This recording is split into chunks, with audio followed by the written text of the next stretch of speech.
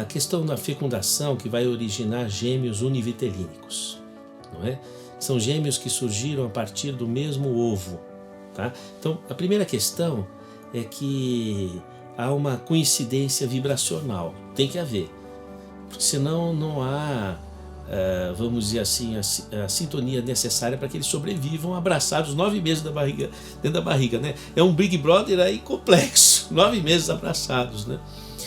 Então, essa sincronicidade permite que eles se utilizem do mesmo ócito, vão atrair o mesmo ócito e daí o mesmo espermatozoide, não é? Por uma sincronicidade de energias. Bom, aí o que acontece? Formada a célula ovo, ela vai se dividir em duas. Aí cada um comanda uma. E nesse comando, algumas particularidades próprias de um e de outro são impressas ali. É simples assim. Se foram 3, vale o raciocínio para 3 ou para 4. Mas o que acontece é que eles têm algum ponto de estreita coincidência vibracional e permite que tudo comece a partir de um mesmo ovo. Depois esse ovo se divide por indução dos próprios espíritos gemelares, porque se tivesse só um espírito, o ovo ficaria ali unitário, mas por indução ocorre o aparecimento a divisão para, vamos dizer assim, um outro ovo, não é? E a partir dali ocorre um desenvolvimento independente com o comando do outro espírito. É interessante que sempre tem no gemelar aquele que é dominante e aquele que vem no segundo, que nasce depois ou que tem uma... Não é? Você pode ver que existe um pouco dessa diferença. Então é simples assim. Mas no primeiro momento tem que haver uma sincronicidade vibracional. Historicamente eles têm algum ponto de encontro do ponto de vista vibracional que permite que sejam gemelares. A ciência tem alguma possibilidade dentro do padrão científico atual de prever a divisão do ovo para se tornar um... Tem, tanto que nas fertilizações in vitro, tudo isso é muito estudado, etc. Bom, eu não sei se tem condição de bloquear quando a natureza está evoluindo, não é? Agora é interessante o seguinte, que os estudos de genética do comportamento se baseiam em gemelares. Então, por exemplo, você tem uma pessoa, nasceram gêmeos e foram adotados, um na França, outro na Alemanha. Aí eles desenvolvem esquizofrenia, por exemplo. Aí você deduz que aquela esquizofrenia era genética,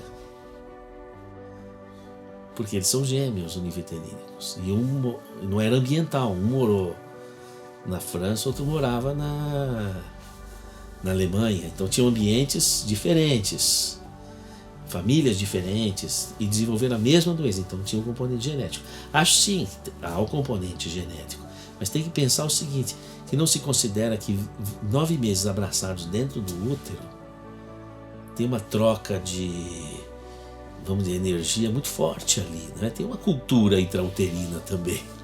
Então, os estudos de genética do comportamento não estão considerando que existe uma consciência que convive por 9 meses num momento em que o cérebro é o período mais plástico do cérebro.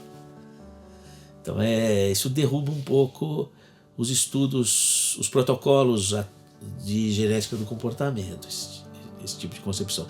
Uma vez eu perguntei para um grande pesquisador de genética do comportamento, um americano, que agora de cabeça eu não me lembro o nome dele, porque na época eu assisti a conferência, ele não era muito conhecido, eu não memorizei, mas era uma referência da Organização das Nações Unidas.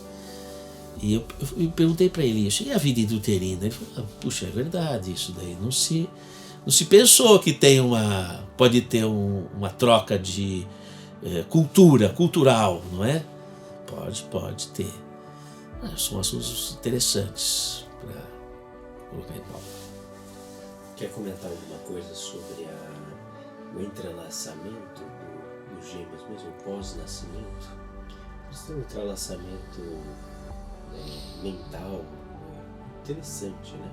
É, Às vezes o, um sente é, o que o outro sente, um está numa situação os gêmeos eles têm o mesmo DNA, então vai filtrar do espírito expressões muito similares, sincrônicas, não é?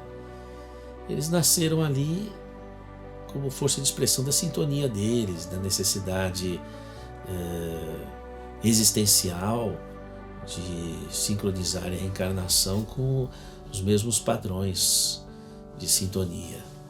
É interessante, eu acho até que eu não refleti muito quanto se deve refletir sobre a questão do gemelar, né? Por quê, não é? Tem também aqueles chifópagos, né?